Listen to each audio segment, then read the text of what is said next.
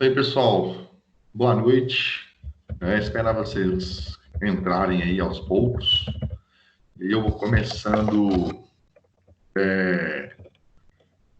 vou explicar as matérias, né? E aí, como vai ficar gravado, eu depois vocês vão poder assistir, então, né? Por enquanto, aí já são 19h19, então vou começar a explicar, vou explicando devagarzinho, tá?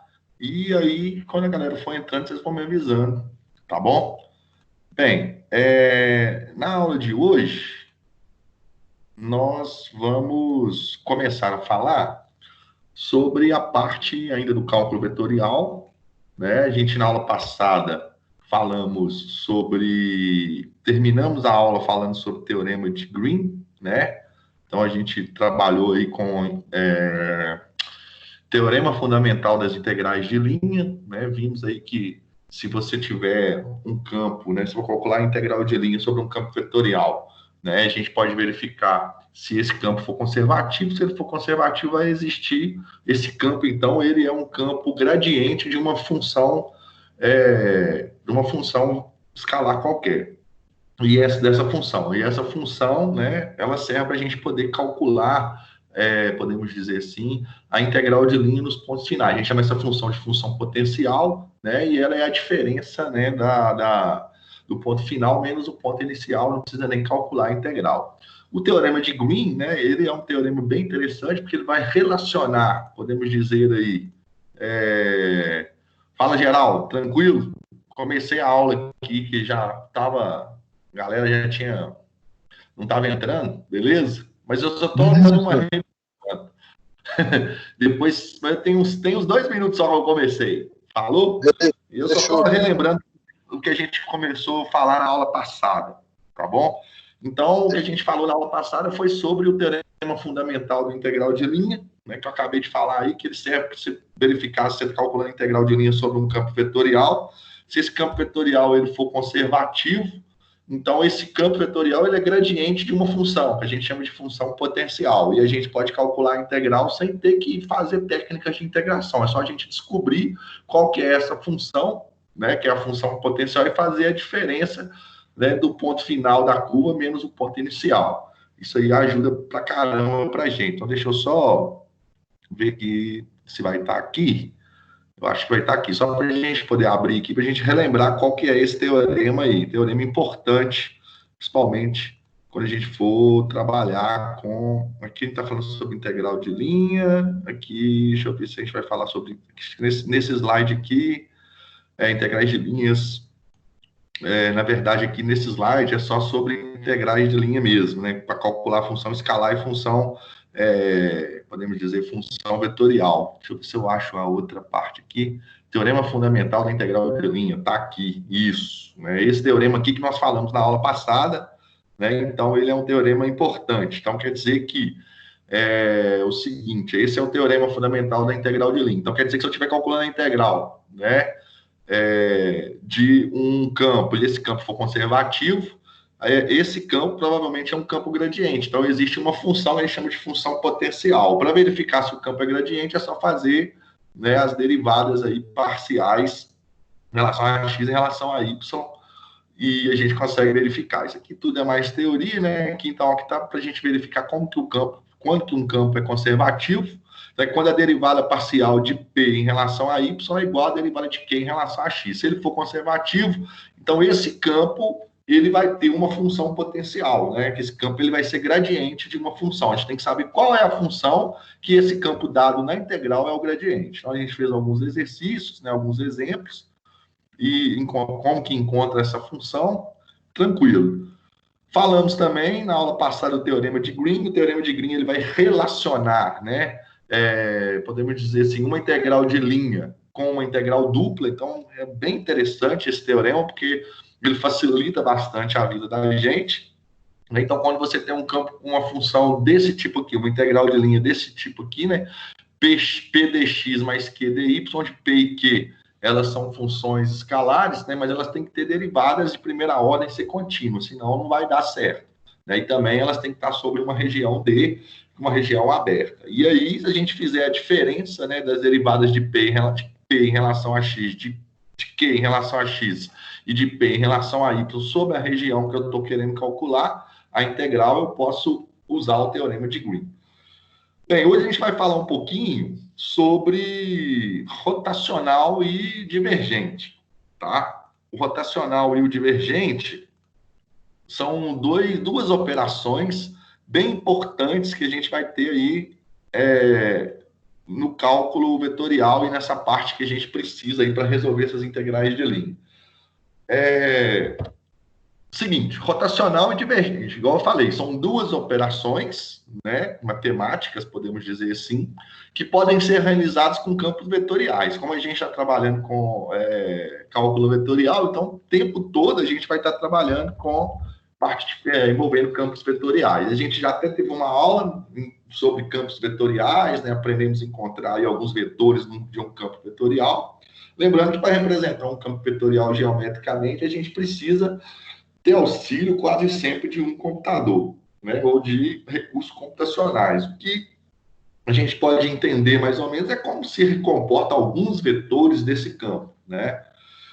E então essa ideia de rotacional divergente, né, que são operações matemáticas, podemos dizer, elas vão ser essenciais no cálculo vetorial, principalmente na parte de eletricidade e no magnetismo. A galera aí que está mais ligada aí na parte da engenharia elétrica vai precisar isso quando for fazer eletromagnética. Até que a galera que está aí na parte de controle de automação não vai precisar ficar tão assim ligado nisso, porque talvez não vai usar tanto, né? Mas é um conhecimento importante. Então, na verdade, essas operações elas acabam lembrando operações de derivação. Só que a gente tem que ficar esperto. Uma delas, que é o rotacional, eles vão gerar um campo vetorial. E a outra ela vai gerar um campo escalar. Então, quer dizer que nós vamos fazer uma operação matemática sobre um campo vetorial, e quando a gente estiver calculando o rotacional, ele vai gerar um campo vetorial, né? Continua com o campo vetorial, e quando a gente fizer uma operação chamada divergente sobre o campo vetorial, a gente vai estar relacionando isso com um campo escalar, tá? Então, vamos entender o que é um rotacional. O rotacional é o seguinte: aqui eu coloquei para R3, né? Então, seja, né, um campo vetorial em R3, PI, então você tem uma função P, né, na direção I, uma função Q na direção J e uma função R na direção K. Então, é aqui, ó, lembrando, só lembrar de R3, né, ó. Então, aqui você tem I, né, na direção X, aqui é a direção J, na direção Y, aqui é Y, então aqui você tem o vetorzinho J, aqui você tem o vetorzinho I, e aqui em Z, né, nós temos o vetorzinho K, das três direções aí. Então aqui é K, aqui é J e aqui é I, tá? São os vetores canônicos. Se essas três funções, P, Q e R, né, elas possuem derivadas parciais, então a gente fala que o rotacional de F, né, desse campo vetorial F, é definido por essa operação aqui, ó. É a diferença, né, da derivada de R em relação a X, a Y menos... né? É a derivada de R em relação a Y menos a derivada de Q em relação a Z na direção I, mais a derivada de P em relação a Z menos a derivada de R em relação a XJ, mais a derivada de Q em relação a X menos a derivada de P em relação a Y na direção K. Então, repare que você continua, né, rotacional, a gente chama de hot, de F. Repare que você faz a operação do rotacional num campo vetorial e você continua tendo um campo vetorial também.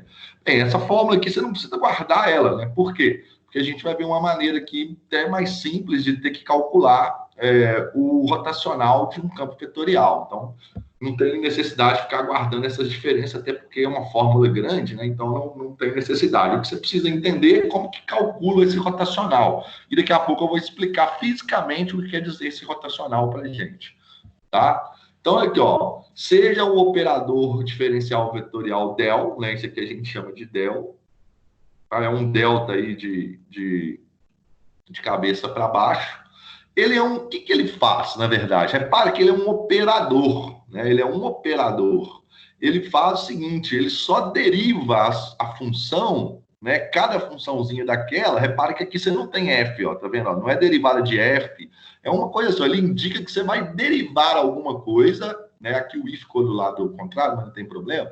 Você tem, aqui indica que você vai derivar alguma coisa em relação a x na direção y, vai derivar alguma coisa na direção j em relação a y e derivar alguma coisa em relação a g na direção k. Então, esse é o operador del, né? Então, isso aparece muito aí em eletromag, né? Eu acho que quem ia gostar disso aqui é o Eduardo. O Eduardo ele fez eletromag semestre passado e eu lembro que no início da aula ele falou, no início do curso, ele falou comigo que fez e tinha algumas coisas que ele não pegava direito. Então, é porque a gente não tinha feito o cálculo 4. Então, esse del, ele nada mais é do que uma operação, né? Uma operação. E aí, quando você coloca ele sobre uma função f, né? Uma função f escalar, igual está aqui, aí você tem del f. Aí você vai fazer as derivadas. Então, aqui o que estava faltando aqui, ó, o que faltava aqui, tá vendo, ó? O que estava faltando aqui, você coloca em função de. Então, você vai derivar a função f em relação a x, que ficou errado, né? Que é em relação a y e aqui é em relação a z, tá? A gente corrige isso daí. Que eu copiei de outro lugar, esqueci de colocar aqui. Então, olha só, se pensarmos em f como um vetor de componentes del x, del y, del z, podemos também considerar um produto vetorial de del pelo campo vetorial f. Ó. Então, se a gente tem um campo vetorial f, quando a gente fazer isso, ó, tá vendo? Ó, a gente vai ter um produto aqui vetorial, e o produto vetorial a gente calcula, né, fazendo esse determinante aqui, coloca aqui na primeira linha, a gente coloca as direções I, J, K, aqui a gente coloca o operador del, tá vendo? Ó, que é ele, na verdade, ele está indicando que você vai ter que derivar alguma coisa em relação a X, derivar alguma coisa em relação a Y e derivar alguma coisa em relação a Z. Isso daqui nada mais é do que o hot, calcular o hot do campo vetorial, né? Então, como é que calcula o hot de um campo vetorial? De um campo vetorial. Deixa eu só apagar isso aqui, que eu acho que eu fiz errado aqui. Como que eu vou calcular o hot? Em vez de ficar guardando essa fórmula gigante aqui, você vai calcular o hot fazendo essa operação, você multiplicando o del, né, fazendo uma operação vetorial aqui do del pelo campo vetorial. E aqui você vai colocar os componentes do campo vetorial, podemos dizer assim, né? Então, para você calcular aí o hot do meu campo vetorial, a gente fala o hot, né?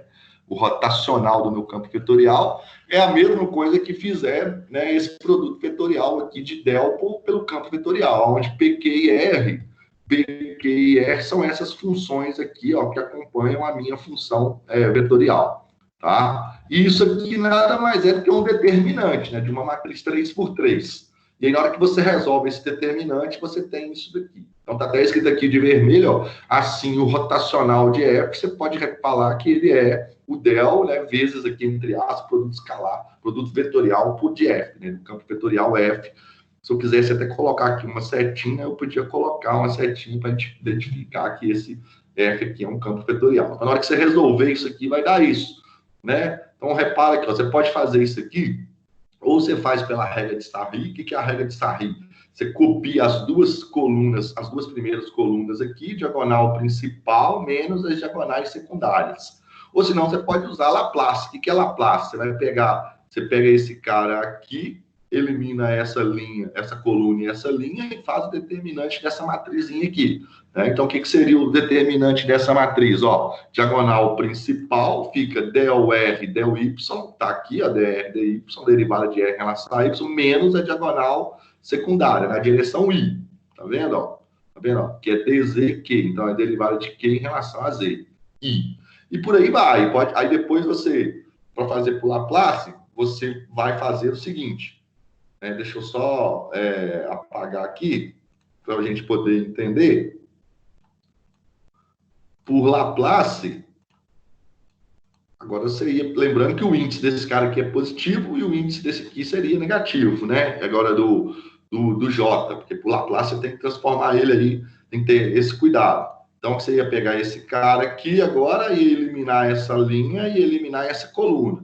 Então, essa é a diagonal principal, essa é a diagonal secundária. Então, repare que é o seguinte, é a diagonal principal menos a secundária, né? Só que, como esse cara aqui tem um índice aqui dele menos 1, então, para você não ter que ficar aqui ser negativo, né? Aqui tá vendo que aqui é mais, aqui então tinha que ficar menos e aqui J. Porque esse aqui vai ser sempre mais, esse vai ser menos e esse vai ser mais. É assim que funciona. que é menos 1 elevado a 1 mais 1, né? Depois é I mais 1 e por aí vai. E o que acontece? Nesse J aqui, ele ia dar negativo. Então, o que você faz? Em vez de você fazer diagonal principal bem diagonal secundária, né? Você faz a diagonal secundária, que é esse cara aqui, ó, derivada de P em relação a Z, menos a derivada de R em relação a X. Aí você resolve aqui, você só inverte, porque tinha que ficar derivada de R em relação a X, menos a derivada de P em relação a Z. Mas como esse cara aqui é negativo, você só troca o sinal daqui e inverte aqui dentro, você resolve sua vida com relação a esse sinal. E aqui você faz a mesma coisa, você pega agora o K, né? O K vai ser positivo, né? E continua e não tem problema. Aí você vai zerar essa linha e essa coluna. E aí você vai ter diagonal principal, que é a derivada de Q em relação a X, menos a derivada de P em relação a Y, que é o rotacional. Isso para um campo em R3. Tá? Então lembra o seguinte, em vez de você ter que ficar, né, toda hora tendo que usar essa fórmula, que é uma fórmula grande para calcular rotacional, faz pelo produto vetorial aqui, que você vai ganhar mais tempo, né? E isso você não precisa decorar a fórmula, você só tem que decorar o que você tem que colocar. Lembra, decorar não, na verdade, né? Guardar o que você vai ter que colocar na sua matriz. O que você tem que colocar na sua matriz? A primeira linha, você coloca as direções em JK. A segunda linha é o operador del, que é a derivada de alguma coisa em relação a x, depois em relação a y, depois em relação a z. E depois as funções que compõem o meu campo vetorial F, né? P, Q e R. E fazer o determinante disso daqui. Aí você tem várias maneiras de fazer o determinante. A que eu expliquei aqui de maneira mais sucinta foi fazer o determinante por meio de Laplace. Mas você pode fazer, igual eu falei, por Sarri. Aí o que você ia ter que fazer? Copiar essa coluna aqui, copiar essa segunda coluna aqui também. E depois você ia ter diagonais principais positivas e secundárias negativas, você chegaria na mesma resposta. Tá? Observação. Né? A gente fez aqui, nesse exemplo, nós fizemos para campo vetorial em R3. Mas nem sempre nós vamos ter vetorial em R3, nós vamos ter aqui, nesse caso, vetorial em R2. Então, como será o campo rotacional se a gente for calcular para R2? Bom, se a gente for fazer para R2, nós vamos imaginar que aqui vai ter um R. R de x e y, né, na direção K. Né? Só que aí, a gente imagina que esse cara aqui é zero. Esse cara aqui vale zero, tá vendo? O R, x, y vale zero. Então, na hora que você for montar esse determinante aqui, você vai pôr zero aqui, ó, no lugar do R. Colocando zero aqui, né, você elimina todo mundo na hora que for multiplicar por ele. Né? Na hora que você for fazer isso por zero, né? Então, ó, esse cara aqui vira zero. Então, esse cara aqui some. Né? Depois, esse aqui também vai sumir, né, em relação a R. E vai ter mais uma e outra que some. Aí, esse com esse vai acabar anulando, ó, porque é menos derivada de Q em relação a Z, derivada de Q em relação a X. É uma direção K, outra direção J, né? Na verdade, vai zerar todo mundo, porque derivada de P em relação a Z também vai zerar, e derivada de Q também acaba zerando, se você for observar isso daí tudo. Então, sobra só que a derivada, o rotacional, podemos dizer, quando você tem um campo vetorial, né?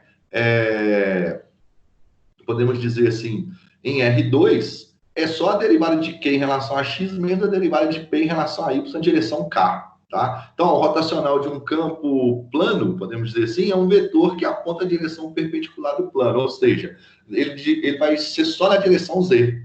Tá? Então, o rotacional, se você for parar para pensar, né? Porque se você tiver um campo vetorial, podemos dizer que assim, ó, você ia ter vetores só desse jeito. Ó. O rotacional de um campo em R2, os vetores do campo rotacional seriam assim, ó, todos eles na direção K. Direção K em relação a Z. Ó. Eles estariam todos assim, ou para cima, igual eu coloquei aqui, ou para baixo, aí depende, né? Porque só sobra a direção K. Porque essas outras minhas funções aqui, elas vão zerar. Porque a derivada de Q, né, em relação a Z, e P não tem a variável Z, então isso aqui também zera. E a derivada de P também vai zerar. Né? E R não existe, então não você for derivar nada em relação a Z vai dar zero. Todas essas derivadas em relação a I, na direção I e na direção J vão zerar. Né? Porque a direção P e Q, não, as funções P e a função Q, elas não vão ter a variável Z. Então, na hora que você for derivar em relação a Z, vai dar zero. Né? Isso que vai acontecer, vai sobrar só essas duas funções aqui para você derivar na direção K. Então, lembrando que o campo vetorial, o campo rotacional, né, de um plano, né? É um vetor que aponta na direção perpendicular ao plano. Então, você tem o plano aqui é o plano XY, né? Então, ele vai estar ou para cima ou para baixo, perpendicular a esse plano na direção K, direção K. Lembrando que a direção K é essa daqui, tá? Ou na direção Z, tá certo? Então, isso é o campo rotacional. Então, quando a gente for calcular o campo rotacional de R3, usa esse determinante fazendo aqui um produto vetorial, tá? E quando formos calcular o determinante de um campo em R2, você não precisa usar isso daqui, né? Porque a escala vai ser zero, aí você só vai lembrar que vai ser a derivada de Q em relação a X menos a derivada de P em relação a Y na direção K, tá? Isso é a ideia de rotacional. Então, tá aí tem um exemplo, ó. Seja o campo, né, F é igual a XJ, ou seja, o campo F, repara que esse campo F aqui, ó, ele não tem ninguém na direção I. Então, seria zero na direção I, né? Mais XJ. Não tem também ninguém na direção K. Então, é a mesma coisa que mais zero na direção K.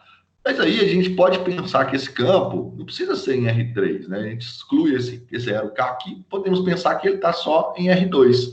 Então, ele é a mesma coisa que um par ordenado. Zero, ou seja, a minha função P é zero, né? E a minha função Q é 1, é o que está aqui, ó. P de XY é 0 e Q de XY é 1. Para determinar o rotacional, é só fazer as derivadas, né? Então, vamos ter que fazer a derivada de Q em relação a X menos a derivada de P em relação a quem? Em relação a Y. Então, a derivada de Q, que é, na verdade, que eu acabei trocando aqui os valores. Aqui eu coloquei 1, mas aqui a derivada é X, né? Aqui, ó, esse cara aqui é X, né? Então, tem um errinho aqui. Duas coisas que consertar aí já. Então, a derivada aqui é a função Q, né? Lembra que a função Q, ela está sempre na direção J. Então, a minha função Q aqui é X, aqui está correta. E aqui a função P é zero, né? Então, aqui eu vou ter só o quê? Fazer a derivada de 1 em relação a X, derivada de 1 em relação de X em relação a X, desculpa. A derivada de X é 1, né? Então, tá aqui, ó, 1. E a derivada de 0 é 0, esse cara aqui anula, então ficou 1K. Então, quer dizer que o rotacional desse campo vetorial é 1K, tá? Então, quer dizer que você pega ali num determinado ponto, né? O rotacional, repara que está na direção K, é 1 para cima, né? Então, são vetores assim, né?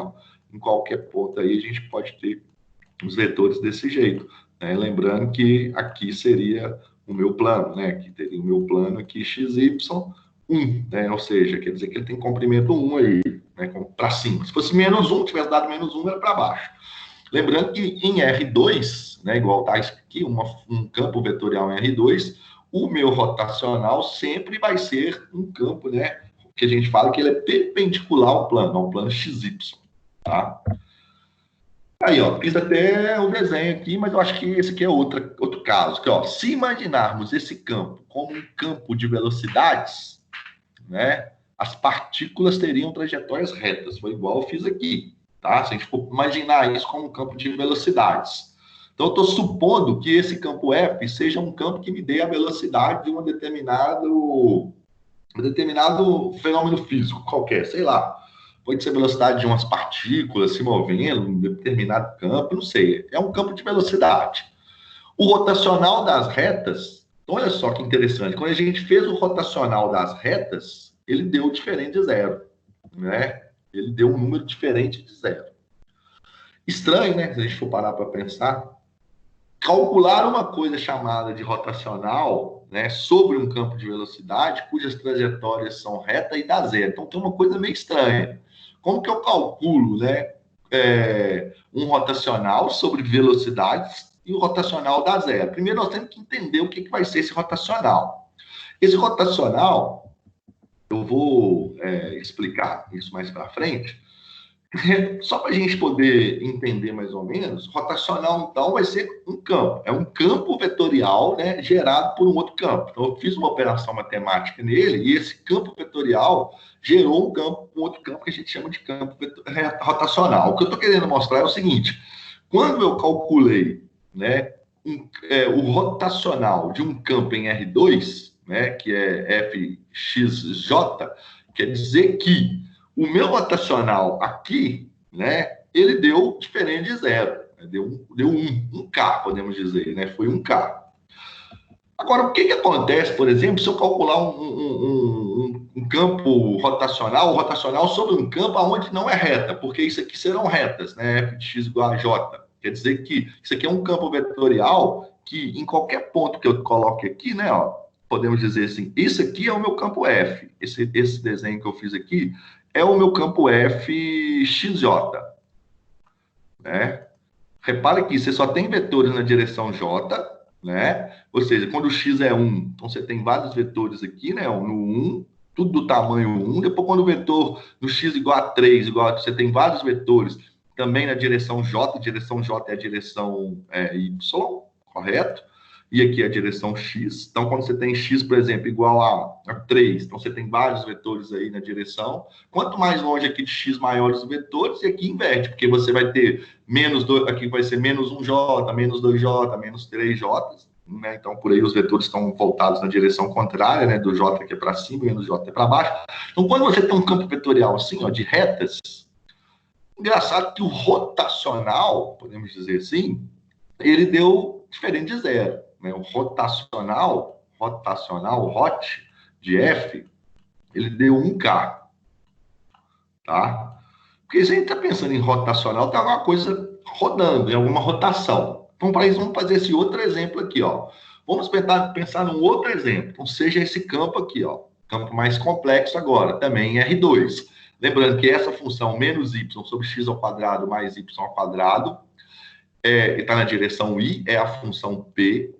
E aqui a gente tem uma outra função, x sobre x ao quadrado mais y ao quadrado, da direção j é a função q. Uma outra maneira de representar a função, posso representar também como paraordenado. Esse campo aqui, ó, eu criei ele no computador, deu esse campo aqui. Repara que é um campo circular, tá vendo, ó? Quanto mais próximo da origem, maior fica o vetor, então maior são as setinhas. Quanto mais longe da origem, menor fica o vetor, mas ele é um campo circular. Vamos calcular o rotacional, né, desse campo. O rotacional desse campo é dado pela derivada de Q em relação a x menos a derivada de P em relação a y, a direção K. Por quê? Porque é um campo vetorial em R2. Tá? Então, ele é em R2. Então, eu sei que ele só vai ser um vetor, um campo vetorial em R2. O que eu faço aqui? Né? O que eu posso fazer aqui nesse caso aqui? Vamos fazer as derivadas parciais. Então, eu vou ter que pegar a função Q, que é essa função aqui, e derivar ela em relação a x. Então, toma cuidado na hora de fazer a derivada aqui em relação a x, porque na hora que eu for fazer a derivada em relação a x, eu vou ter que fazer, aqui eu vou ter que usar a regra do quociente, né? Ó, então, vai ser a derivada de x em relação a x, que vai dar 1, vezes a função que está aqui embaixo, denominador. Então, que é x ao quadrado mais y ao quadrado, menos a primeira função, que é x, vezes a derivada da segunda em relação a x. Então, a derivada aqui em relação a x, eu vou derivar 2x x ao quadrado em relação a x vai dar 2x, e a derivada de y dá zero. Lembra da regra do quociente? A regra do quociente era derivada da primeira função vezes a segunda, menos a derivada da segunda função vezes a primeira, tudo isso dividido pela segunda função ao quadrado. Tá? Então, o que eu fiz? Eu chamei essa de f e essa de g. Só que eu estou derivando tudo em relação a x. Então, vai ser, ó, derivada de x vai dar 1 vezes a segunda função, né, que é a função aqui que eu chamei de g, que é x ao quadrado mais y ao quadrado, menos a primeira função vezes a derivada da segunda em relação a x. Então, é 2x, a derivada de x ao quadrado, e aqui dá zero. Beleza.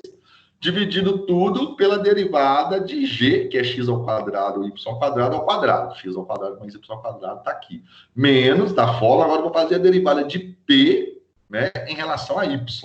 Então, a derivada de p em relação a y vai ser menos y, a derivada vai dar menos 1, vezes a função do denominador, que é x ao quadrado mais y ao quadrado. Está aqui. Menos a primeira função, que é menos y, que está aqui, vezes a derivada da segunda função, que é y, que é o denominador aqui, em relação a y. Então, a derivada de x ao quadrado é uma constante, vai dar zero, e a derivada de y ao quadrado vai dar 2y. Então, está aqui montada a minha função, 2y, dividido pela derivada de g, ó, por g ao quadrado, só que g é x ao quadrado mais y ao quadrado. Então, aqui, ó, repara que o denominador, né, olha só, os denominadores são iguais, né? Esses dois denominadores são iguais, então posso transformar num denominador só. E aqui, o que eu vou fazer? Vai ficar 1 vx ao quadrado, vai dar x ao quadrado, tá aqui. Só que na hora que eu multiplico aqui, ó, x vezes 2x, vai dar menos 2x ao quadrado. Eu posso subtrair com esse, vai dar menos x ao quadrado. E copio o y ao quadrado que está aqui. Tá? Então, aqui, ó, vai dar menos 2x ao quadrado. Quando eu faço 1 vx ao quadrado, eu posso subtrair aqui, vai ficar menos x ao quadrado. E esse y ao quadrado vezes 1 vai dar y ao quadrado. E aqui agora tem que tomar cuidado. Ó, menos com menos vai dar mais. Aqui vai dar 2y ao quadrado. Quando eu subtraio, quando eu faço esse aqui, ó, menos 1 vezes y ao quadrado, vai dar menos y ao quadrado mais 2y ao quadrado, né? Que vai estar aqui, ó, menos y ao quadrado, certo? E aqui agora, né, ó, x ao quadrado. Cadê o meu x ao quadrado? E aqui, na verdade, ó, talvez vocês podem ter confundido, porque eu coloquei um menos aqui, mas é por causa desse menos que está aqui na frente. Então, na hora que eu faço, ó, menos y ao quadrado, aqui vai dar mais, então vai dar 2y ao quadrado. Aqui vai ficar menos y ao quadrado mais 2y ao quadrado, vai dar y ao quadrado, com esse sinal de menos aqui, menos y ao quadrado. E esse 1 vezes x ao quadrado vai dar menos x ao quadrado, com o menos aqui dá mais. Aí você elimina todo mundo, olha, o denominador, o numerador dá zero. Logo, esse rotacional dá o quê? Dá zero. Então, quer dizer que o rotacional desse campo vetorial aqui, ó, grandão, tá vendo? Feio pra caramba, deu zero. E esse rotacional aqui, facinho, bonitinho, deu 1. Esse campo eram retas paralelas ao eixo Y, né, aumentando de acordo com o que você anda em X. Então, os vetores vão aumentando. E aqui você tem um vetor que é circular. A gente está com um campo vetorial que é circular. Então, olha só, o que eu estou querendo tentar mostrar é o seguinte. Você tem... A gente está calculando uma coisa que chama rotacional, que dá a ideia de alguma coisa que está rodando, né? A primeira ideia é o seguinte, se eu estou calculando o rotacional de um campo vetorial, eu devo estar pensando em alguma coisa que está girando, né? O que quer dizer isso? Então, aqui você tem duas coisas. Observe que quando as trajetórias são circulares, que está errado aqui, consertar isso aqui depois, o rotacional foi nulo. Dessa forma, nós vamos pensar, né, em um... Não, mas eu copiei coisa errada demais aqui. Vou consertar isso aqui antes de mandar para vocês. Em um objeto que tem uma dimensão. Então, vamos pensar num objeto que tem dimensão. Sei lá, um apagador na sala de aula. Se eu coloco, né, o meu objeto que tem dimensão aqui, ó, podemos dizer, nesse campo vetorial, o que acontece? Repara que se isso aqui for um campo de velocidades, as velocidades que estão atuando nesse meu objeto que são diferentes, ó, elas só vão aumentando na medida em que eu estou me afastando ali do eixo Y. Então, quer dizer que esse objeto aqui, ele tende a girar. Tá vendo? O objeto ele vai tender a girar, podemos dizer assim. Né? Por quê? Porque se eu coloco um objeto aqui, ele não vai subir. Né? Ele vai girar. Por quê? Porque as forças de velocidade, podemos dizer assim, né? O campo vetorial que está atuando aqui, que é um campo de velocidade nesse objeto, quanto mais para cá, podemos dizer, do objeto, ó, mais para cá, maior vai ser o módulo da velocidade que está atuando. Então, ele não vai subir, podemos dizer. Que se fosse uma velocidade constante, se fosse um campo constante, ele subiria. Mas como não é, isso aqui vai fazer com que ele gire. E isso que é o rotacional. Né? O rotacional aqui deu diferente de zero, por quê? Porque ele está estudando em determinado ponto. O que está acontecendo, né? Como ele faz, podemos dizer assim, aquela partícula ou aquele objeto girar naquele determinado ponto. Isso que quer dizer o rotacional. E aqui, quando a gente coloca um objeto aqui, nesse campo, o que acontece? Né? Na verdade, o que está acontecendo aí é que o objeto, na verdade, o rotacional dele é zero. Por que o objeto aí, o rotacional dele aí é zero?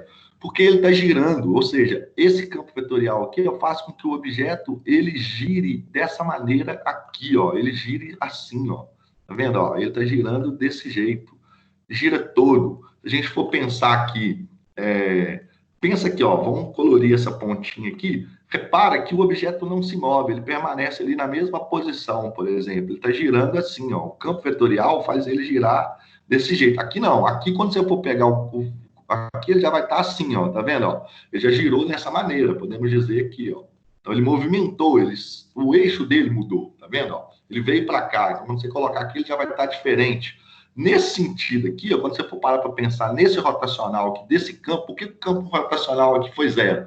Porque o objeto virou assim, ou seja, nesse determinado ponto aqui, a partícula, ela continuou parada, né? Podemos dizer assim. Ela girou junto com o campo, não fez o objeto girar também. Aqui o campo fez o objeto girar, né? Foi o que aconteceu. Então, para o campo não ser zero, né, ele tem que se movimentar, podemos dizer, né? Nesse sentido. E aqui, ó, ele foi movimentando, né? Aqui você já tem uma outra partícula que o objeto já está assim, tá vendo? Ó, toda hora ele movimenta. Aqui não, aqui ele permaneceu mesmo. Então, por isso que aqui o rotacional aqui ele foi zero, podemos dizer assim, que o rotacional de F aqui ele foi zero, e o rotacional aqui ele não foi zero, né? O rotacional de F aqui ele foi 1K, né? 1K.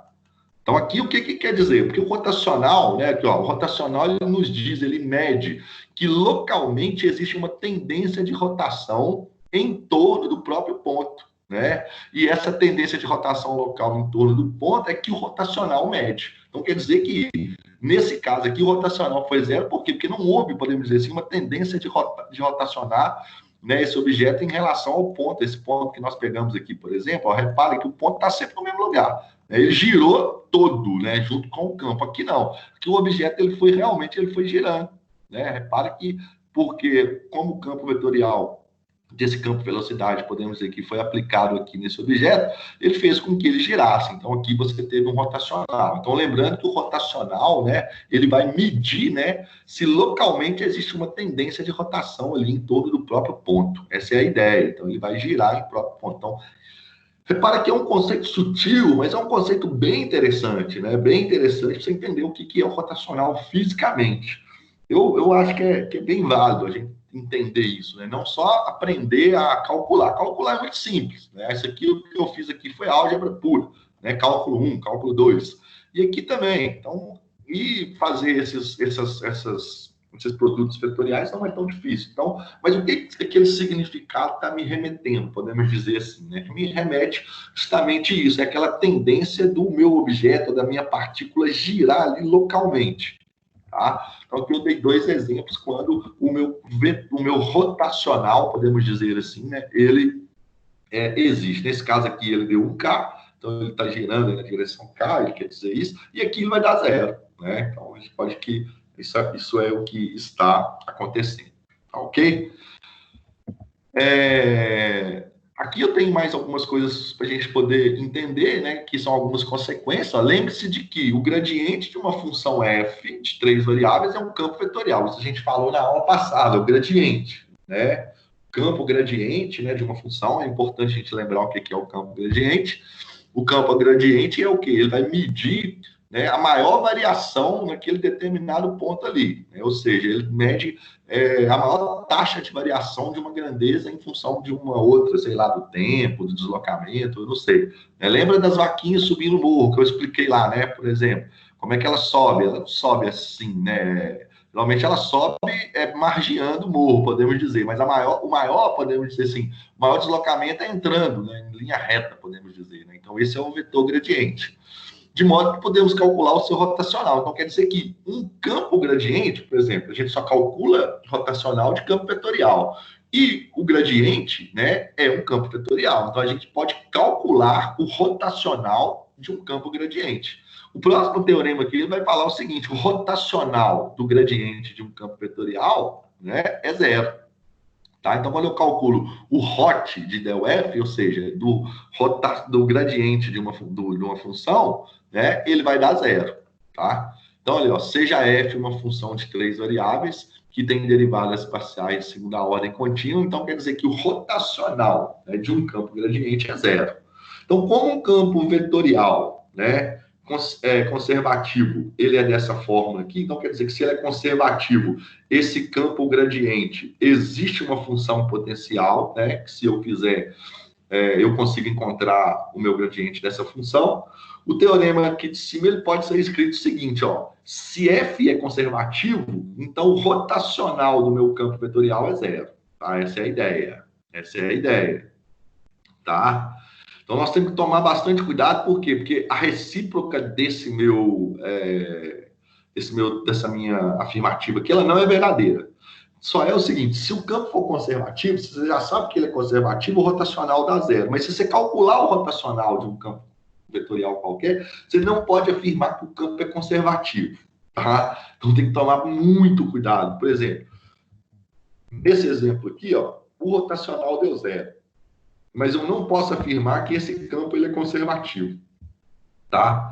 Se eu soubesse que ele é conservativo, então aí o campo vetorial, o rotacional, daria zero. Mas é só a gente também verificar, né? Faz a derivada de Q em relação a X e a derivada de P em relação a X. Se der zero, ele vai, se for uma igual a outra, ele vai ser conservativo, né? Então, toma cuidado com esse teorema, é um teorema que vai nos ajudar demais para resolver algumas integrais de linha, né? Essa afirmação. Mas o que acontece? Ele não é recíproco, né? Mas a gente pode usar, às vezes, calculando o rotacional para verificar se você tem campo conservativo ou não, tá? Bem, conceito agora de divergente. O que é o conceito de divergente? Então, se a gente tem uma função, então campo rotacional, então a gente tem que dizer que o rotacional, só para relembrar, o rotacional é uma operação, podemos dizer assim, né, matemática, aonde você vai trabalhar com o campo vetorial e quando você aplica a operação rotacional, ele vai te dar um outro campo vetorial. Tá? E ele vai medir localmente, né, se vai existir, podemos dizer assim, uma tendência de rotação em torno do próprio ponto que você está trabalhando com ele ali. Tá? E essa tendência de rotação local, né, que a gente chama de rotacional, e o rotacional está medindo. Tá? O divergente já não é, ou seja, quando você fizer a operação de divergente, você já não vai fazer mais uma operação na qual vai resultar um campo vetorial. Ela vai te dar um campo escalar. Porque o divergente de uma função f igual a essa daqui em R3, né? P na direção I, Q na direção J, R na direção K, que é um campo vetorial que faltou aqui, isso aqui também em R3, antes de eu enviar esse, eu acho que eu não fiz revisão nesse meu slide, com certeza eu não fiz, acho que eu só montei ele, fui tendo as ideias, escrevendo e acabei não fazendo a revisão. Não tem problema não, antes de eu enviar para vocês eu faço essas correções. Né? Então, se as derivadas parciais existirem, né, de P em relação a X, de Q em relação a Y, de R em relação a Z, então o divergente de F é uma função de três variáveis, é uma função escalar de três variáveis. Então, quer dizer que o divergente é simplesmente, ó, derivada de P em relação a X, mais a derivada de Q em relação a Y, mais a derivada de R em relação a Z. Repara que não tem I, J e K aqui. Então, quer dizer que na hora que você faz essas operações, se der para somar, para subtrair, aí você pode fazer essas operações. Então, observe ó, que o hot é um campo vetorial e que o diferencial de F é um campo escalar, tá bom? Não pode esquecer isso. E o produto é um produto escalar. Então, na hora que você for fazer o divergente de F, na hora que você fizer del F aqui, vezes F, você vai ter um produto escalar. Tá? Então, lembrando que você tem um produto escalar. Lembrando que é del, né? O del é só o diferencial de alguma coisa em relação a x, alguma coisa em relação a y, alguma coisa em relação a z. O que são essas algumas coisas?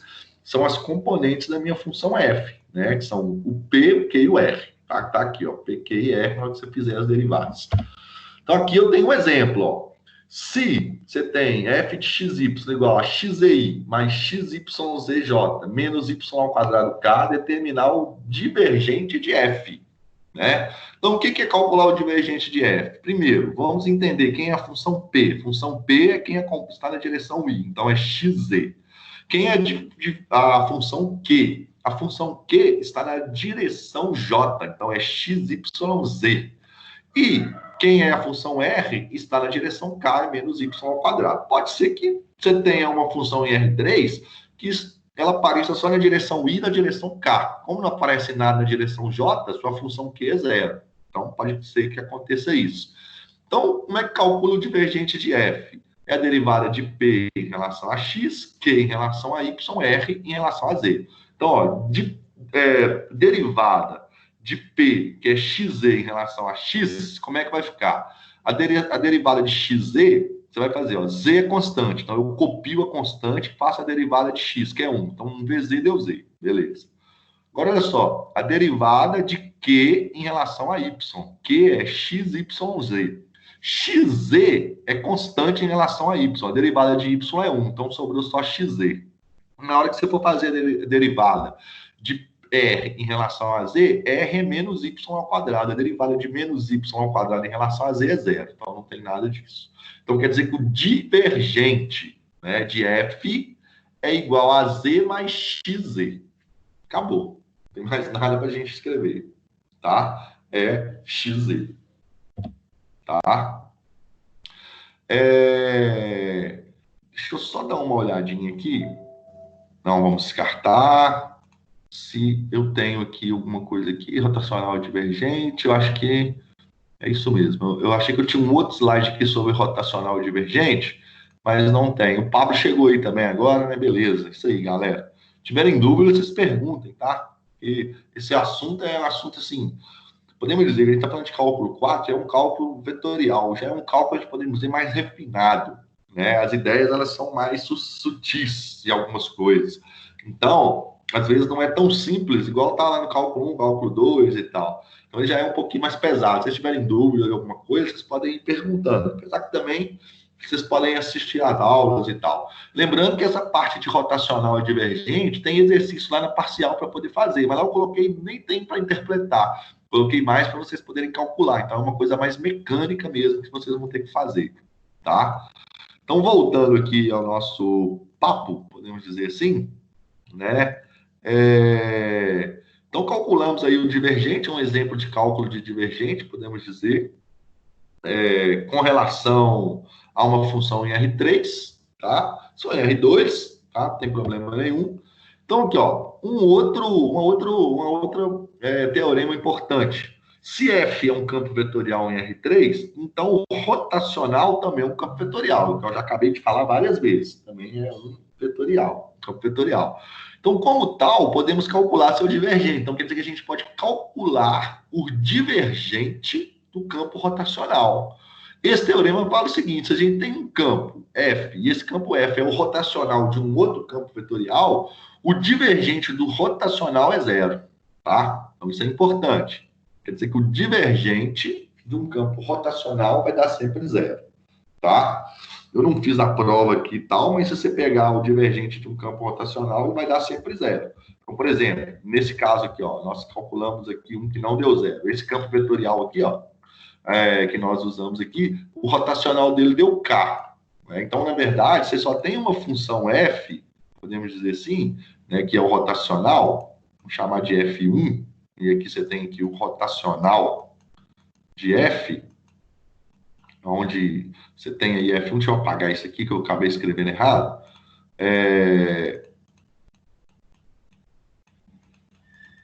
Suponha que você tem, então, aqui uma função F. Cadê? Aqui, ó. Então, suponha que você tem aí uma função F1, que foi o rotacional que nós calculamos aqui, ó. Então, é 1K. 1K. Tá? Então, você só tem essa função que você tem aqui, na verdade, é a função R. Né? É a função R, que é 1. A função P é 0. Você não tem ela aqui na direção I. A função Q também é 0. Né? Então, na verdade, você tem a função aí 1, 0, 0. Se você for montar, né, o rotacional do divergente, né, que é fazer o produto vetorial de del por F, você vai ter que montar uma matrizinha aí, ó, dessa maneira que vai ser IJK, aqui vai ser 0, aqui vai ser 0, e aqui vai ser 1. Então, isso aqui, na hora que você for calcular o seu campo aqui, você vai ver que isso aqui vai dar 0, tá? Na hora que você for calcular o rotacional. Então, o rotacional, né, o divergente do rotacional de uma função, né, é 0 sempre, tá? Então, olha aqui, ó, aqui eu tenho uma explicação de uma maneira, tentando de uma maneira intuitiva, para vocês poderem entender o que é o conceito de divergente. A gente tinha visto há momentos atrás qual que era o conceito de rotacional. Agora vamos entender qual que é o conceito de divergente. Então, a razão para o nome divergente, né, pode ser entendida no contexto da mecânica dos fluidos, né, ou também na parte de eletricidade, em fluxo magnético, tá? Então, se você tem F de XY, né, que é a velocidade de um fluido, XYZ. Então, você tem um campo vetorial que mede a velocidade de um fluido, ou um gás, ou um campo elétrico, ou de um campo magnético. O divergente desse campo vetorial representa a taxa de variação total em relação ao tempo da massa do fluido, ou gás, ou do campo elétrico, ou do campo magnético, escoando do ponto XYZ por unidade de volume. Em outras palavras, quer dizer que o divergente de um campo vetorial, ele vai medir a tendência do fluido divergir do ponto, ou seja, se ele vai estar entrando ou se ele vai estar saindo. Então, isso aqui, ó, repara que eu tenho um campo vetorial aqui, que são essas minhas setinhas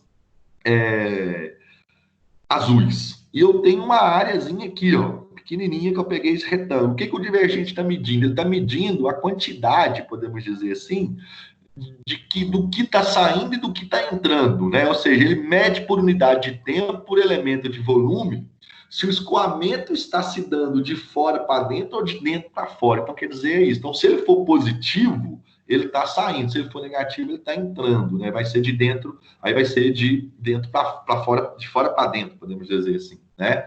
Então, olha só, isso daqui é a verdade que você está trabalhando quando você está calculando o divergente. Então, ele não é um campo vetorial mais, né? Ele, na verdade, ele vai ser uma variação, uma taxa de variação total. Do tanto, né, podemos dizer assim, por unidade de tempo e por elemento e por unidade de volume, né, do que está escoando, né, de dentro para fora, né, se dando de dentro para fora, ou se está de fora para dentro. Essa é a ideia, porque os vetores podiam estar no sentido contrário aqui.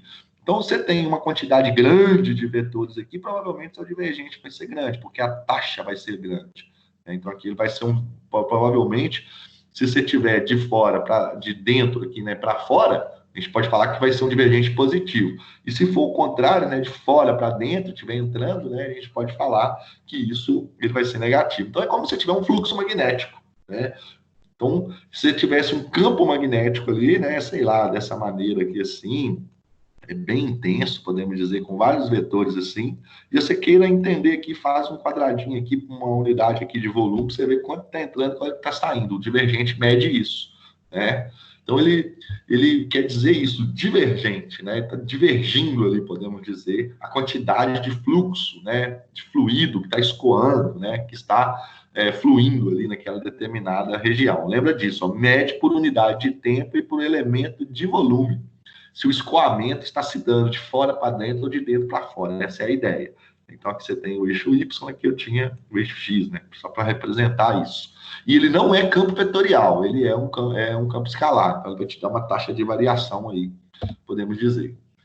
Tá? Agora, o que tem a ver o rotacional divergente, né? Que a gente estudou esses dois operadores em relação às integrais de linhas que a gente estava trabalhando.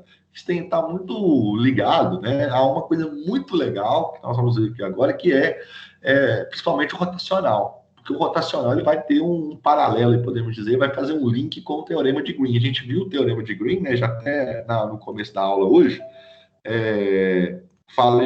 relembrei algumas coisas sobre o teorema de Green, mas o teorema de Green ele vai relacionar essa integralzinha de linha, né, de campo vetorial, sobre uma curva C, sobre a região, uma curva C fechada, sobre a região que encerra essa curva, né, que está dentro da curva. A gente vai poder fazer essa associação, essa integral de linha vai virar uma integral dupla sobre essa minha região aqui. Nesse caso aqui seria uma região formada pela parábola e por essa reta. Então, você vai poder calcular uma integral dupla sobre essa região.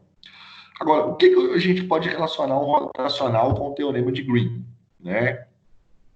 O que ele quer dizer?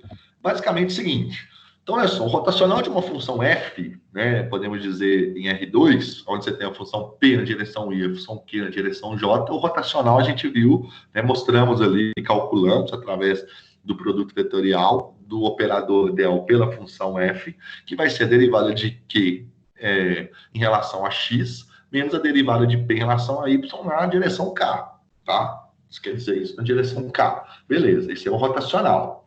Pelo teorema de Green, né, eu não deduzi isso na última aula, mas a gente verificou que se eu tenho uma integral de linha de uma curva fechada, né, esse símbolo aqui de integral quer dizer que você está calculando a integral de um campo vetorial sobre uma curva fechada. O que é uma curva fechada? É uma curva onde podemos dizer que o ponto inicial dela é igual ao ponto final. É uma curva fechada qualquer.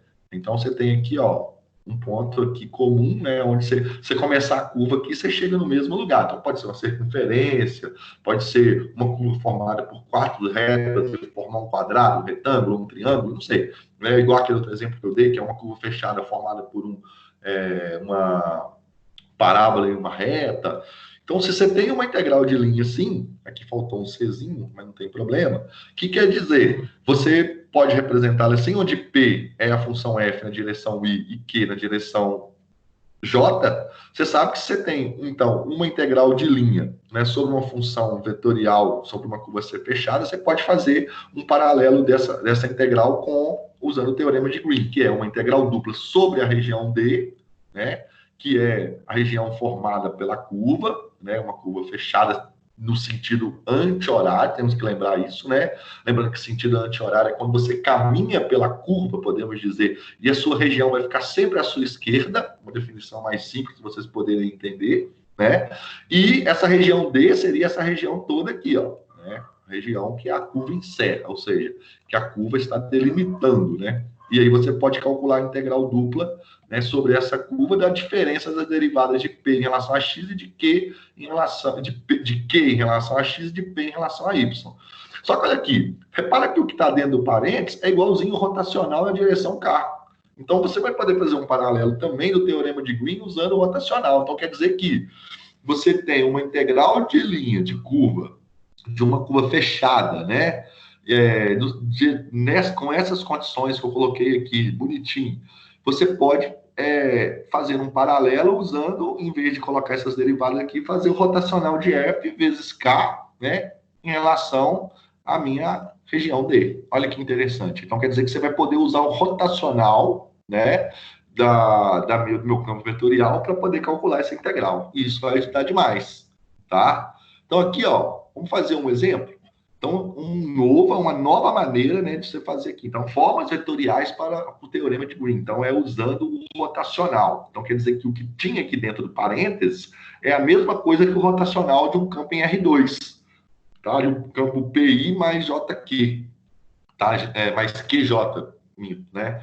Então, é a mesma coisa que isso. Então, você vai poder usar o rotacional. Olha como que isso ajuda a nossa vida. Olha só. Calcule a integral de linha no campo vetorial. F de xy, olha o campo vetorial. Então, coloquei isso aqui de propósito. Um campo vetorial bem, assim, esquisito, podemos dizer, né? Porque você tem x ao quadrado elevado a seno de x menos y na direção y, seno ao quadrado de y cosseno de y mais x na direção j. Então, você tem um campo aqui em R2, e você quer calcular essa integral de linha, você quer calcular a integral de linha desse campo vetorial, que eu nem fiz o desenho dele, sobre a curva C. E a curva C é uma curva fechada, que é uma elipse no sentido horário. Então, aqui, ó, repara que a gente tem que calcular o teorema de Green, geralmente no sentido anti-horário, né? A gente coloca no sentido anti-horário da curva, que é o quê? Quando eu caminho sobre a curva, a minha região D fica sempre à minha esquerda. Esse exercício pediu no sentido horário. Eu coloquei só para a gente poder entender que quando eu estou calculando uma integral de linha no sentido anti-horário e horário, vai haver uma mudança de sinal. Uma vai ficar positiva, outra vai ficar negativa. O valor absoluto vai ser o mesmo, o que vai mudar vai ser só o sinal. Então, eu já tenho essa elipse, x ao quadrado sobre 4 mais y ao quadrado sobre 9 igual a 1. Ela está aqui, ó. Só que aí você vai calcular no sentido horário. Então, é nesse sentido aqui que você vai ter que calcular a sua integral. Tá? Então, como é uma integral de linha sobre uma curva fechada, né, você vai poder usar a integral dupla usando o teorema de Green, tá? Usando o teorema de Green.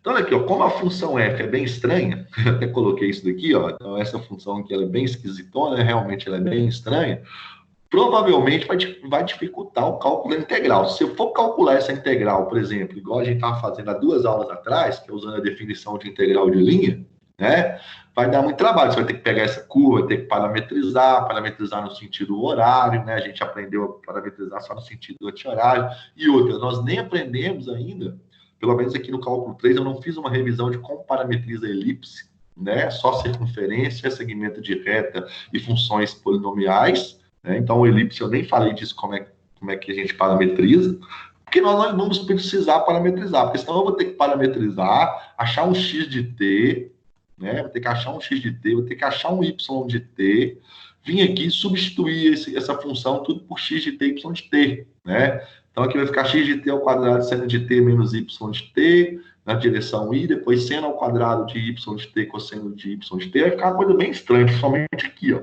Aí nós vamos ter que integrar isso daqui. Vai ficar bem estranho de ter que integrar isso, vai ficar uma integral bem complicada. Então, e como a curva C? Então, voltando. Então, esse método de parametrização, para esse tipo de integral, não é interessante. Ainda mais que a curva é o quê? Fechada. A curva é fechada. Então, se ela é fechada, a primeira coisa é se remeter ao teorema de Griffith. Nós temos que pensar nisso. Então, se uma curva é fechada, vamos verificar se o campo é conservativo. Porque se o campo for conservativo, a gente lembra também que a integral é zero. Melhor ainda, né? Toda vez que a gente está calculando uma integral de linha onde o campo F é conservativo, a integral é zero. A gente viu isso há 2 aulas atrás. Importante, não pode esquecer. Isso também, se eu faço aqui, verifico que esse campo F é conservativo, morreu. É só usar, falar pelo teorema lá que é zero. Morreu, acabou. Para isso, vamos fazer um teste calculando o rotacional. Vamos ver, né? Então, nós vamos calcular o rotacional dessa função. Calculando o rotacional, se ele der zero, pode ser que ele seja conservativo, né? Mas não garante que ele é conservativo se o rotacional der zero. Lembra desse teorema que a gente viu aqui, ó, né? Ó, esse aqui, ó. O campo ele é conservativo, você tem um rotacional zero. Mas ele não é recíproco. Então, quer dizer que se eu achar o rotacional zero, o F, né, não é conservativo. Mas eu posso fazer o rotacional, né, porque se eu faço o rotacional desse campo aqui e ele não dá zero, já é meio caminho dado para me calcular a integral usando essa fórmula aqui, ó, a integral dupla do rotacional, porque aí eu vou ter o rotacional. Se ele for zero, aí eu só verificando se o campo vai ser conservativo, que é fazendo a derivada de Q em relação a X, tem que ser igual a derivada de P em relação a Y. Se for, aí o rotacional, o campo vai ser zero, morreu. Então, vamos calcular o rotacional. Ô, Comete. Oi. Desculpa interromper você aí no caso, só acho que você falou agora já minha dúvida. Só uma dúvida. O seu campo ser conservativo é só essa resolução final praticamente, né? O campo conservativo é o seguinte, ó. Vamos voltar aqui. Bom você ter perguntado isso, porque isso tem que ficar claro, que vai facilitar nossa vida. Deixa eu ver se eu abri aqui, né? Teorema de Green. Não, acho que eu não abri aqui. Olha, deixa eu abrir aqui um slide da semana, acho que foi semana retrasada. Integrais de superfície, integrais de linha. Teorema fundamental da integral de linha. É esse aqui, ó. Tá? Esse aqui tá em PDF. Deixa eu abrir ele no... Aqui, ó. O que acontece? Como que você verifica se um campo vetorial ele é conservativo? Você vai verificar se um campo vetorial é conservativo. Aqui, ó. Toda vez que o campo vetorial ele for conservativo, a integral vai dar zero. Isso é muito importante, tá vendo? Ó? Isso é muito importante. Como é que você verifica? Você faz isso, ó. Você pega a derivada de P em relação a Y, ela tem que ser igual a derivada de Q em relação a X. Igual aqui, ó. Esse campo aqui, ó, é conservativo, ó. 3 mais 2xy mais x ao quadrado menos 3yj. Se eu faço a derivada de P em relação a Y, vai dar 2x. A derivada de 3 é 0. A derivada de y aqui vai ser 1, 2x é constante. Na hora que eu faço a derivada de q em relação a x, aqui vai dar 2x e aqui dá 0. Então é constante, o campo é conservativo. Se eu for calcular uma integral de linha, de curva fechada sobre esse campo aqui, não precisa fazer nada. É só colocar lá que é 0. Pronto, acabou. Entendeu? Essa é a ideia. Então é assim que eu verifico se um campo é conservativo. Dessa maneira aqui, tá? Se ele for igual a 0, ele é conservativo. Essa é a ideia. Não, e aí, ó, obrigado. Tá bom, ótimo. Pode parar a hora que você quiser, não tem problema não. Esse campo aqui, eu já podia fazer isso direto, entendeu? Eu já podia fazer isso direto. Mas o que eu quis fazer? Eu quis fazer o rotacional. Por quê que eu quero fazer o rotacional? Porque se o rotacional, como você está vendo que ele não deu 0, então quer dizer que o campo não vai ser conservativo. Então, se eu fizer a derivada de Q em relação a X igual a derivada de P em relação a Y, vai dar diferente, não vai dar igual, vai dar diferente. Então, ele não vai ser conservativo. Porque se ele desse 0, poderia ser que esse campo seria conservativo. E aí já me facilitaria. Então, é interessante, quando você tem integrais duplas sobre curva fechada... Comédia, mas só mais um detalhe aqui. Mas poderia, ou toda vez que for 0, vai ser conservativo? Não. É igual aquilo que eu falei, né? O rotacional 0 não garante que o campo é conservativo. Mas quer dizer que todo campo conservativo vai ser 0. É porque o teorema só tem uma mão, entendeu? Entendi. É isso que eu tinha escrito aqui, ó. Aqui, ó, essa aqui, ó. Se F é conservativo, o rotacional é 0. Sem medo. Mas se o rotacional for 0, não garante que é conservativo, tá vendo? A recíproca não é verdadeira daqui para lá. Então, quer dizer, se eu estou fazendo aqui Aí eu faço, o rotacional deu 0, você, opa, então vou verificar se é conservativo mesmo. Aí você tem que verificar fazendo as derivadas parciais se elas forem iguais, entendeu? Aí, mas se for 0, não garante. Igual aqui, ó, que não deu 0, então nem preciso testar, porque não é. É meio sutil o negócio, tá vendo? É meio assim, tem que ficar bem esperto. Mas pode perguntar aí.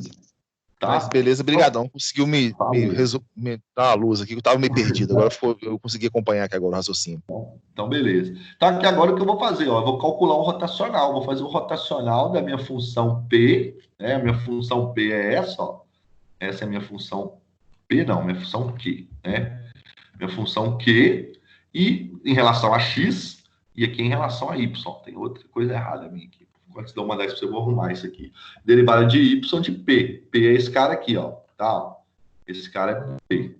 Mas vai ficar muito fácil, ó. A derivada disso aqui tudo em relação a x, olha só esse termo, seno ao quadrado de y, cosseno de y, não tem x, tá? A derivada é 0, isso aqui é a constante. E a derivada de x é 1, tá? Aqui. Agora, quando eu for derivar isso aqui tudo em relação a y, ó, isso aqui também é 0, porque aqui não tem y, e a derivada de menos y vai dar menos 1, com menos aqui vai dar mais 1. 1 mais 1, 2. Então, na direção K, 2K. Então, quer dizer que o rotacional deu 2K. Então, quer dizer que se o rotacional deu 2K, o campo não é conservativo. Então, não existe possibilidade dessa integral dessa função sobre essa curva ser 0. Então, nós vamos ter que calcular essa integral aí, tá? Então, ó, se optarmos por parametrizar a curva e substituir na função, teremos com certeza uma integral muito complicada. É o que eu acabei de falar, é o que eu tinha falado aqui. Se eu for parametrizar essa elipse, você vai ter uma integral aí horrorosa. Né? Então, não é uma boa saída. Então, o que você vai ter que fazer?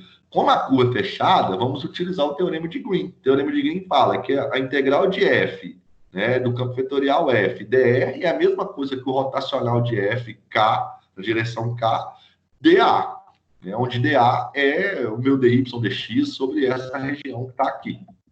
Então, o que acontece?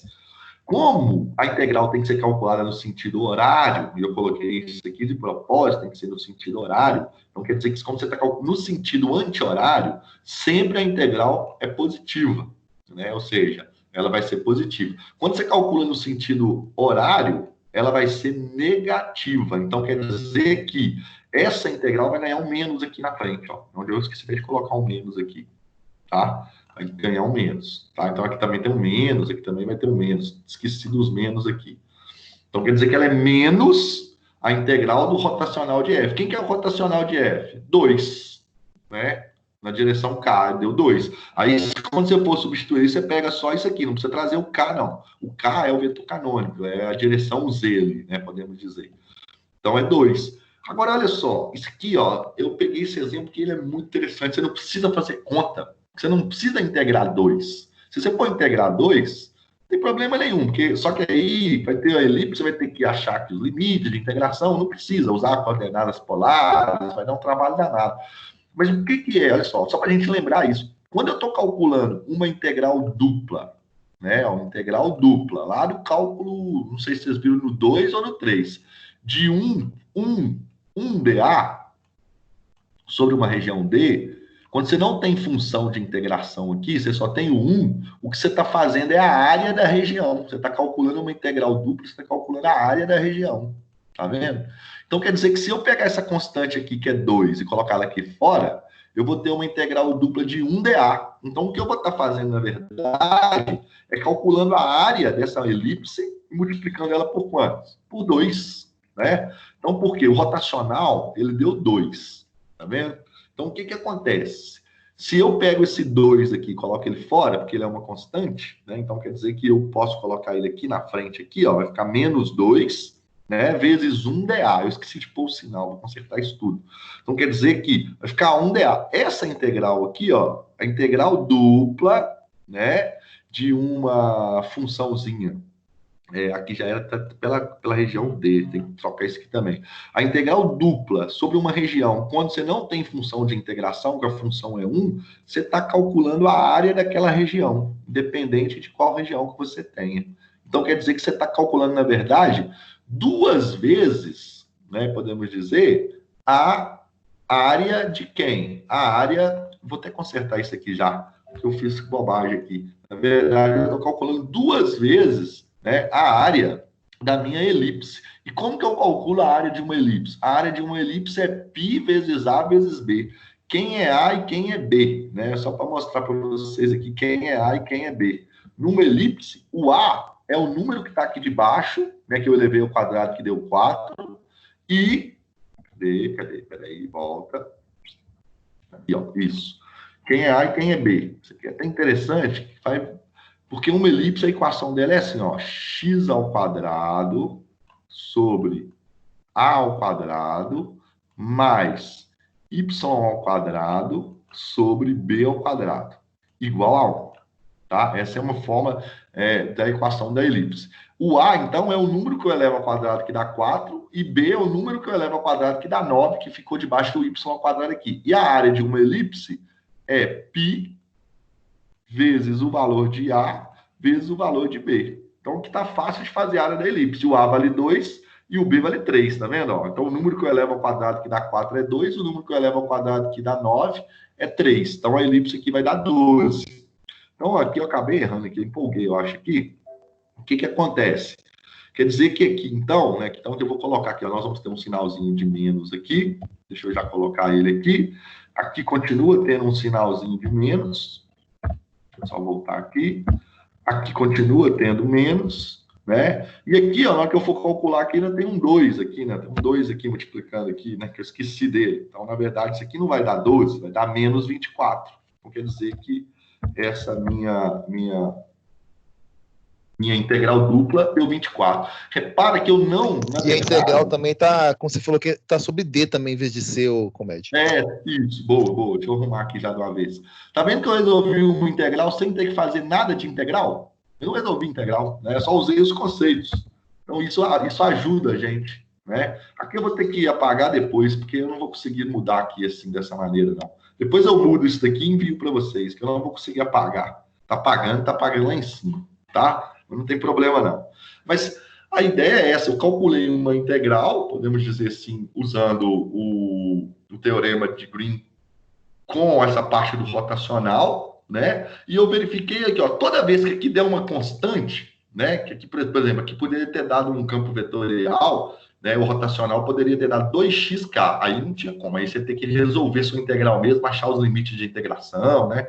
Mas não tem problema. Mas se aqui der um número, você joga esse número aqui para fora, ficou um D aí, né? Você joga esse número aqui para fora e o que acontece? Você vai ter um aqui dentro. Na hora que você tem um, isso aqui, ó, é a área da região sobre a qual você está calculando. Então, por exemplo, se fosse um círculo, a área era πr ao quadrado. Então, você ia calcular a sua integral, ela daria o número que está aqui 2 vezes πr ao quadrado. Você ia precisar saber só o raio, né? Que seria isso daqui. Seria bem tranquilo de você calcular. E se fosse no sentido anti-horário, não ia ter que colocar esse menos. Mas como é no sentido horário, você vai ter que colocar um menos sim aí. Não tem como fugir disso daí não, tá? Então, ó, essa é uma ideia, assim, bem interessante, eu acho bem legal. A galera aí que for da elétrica, quando for fazer eletromag, isso aqui é de uma mão cheia, porque...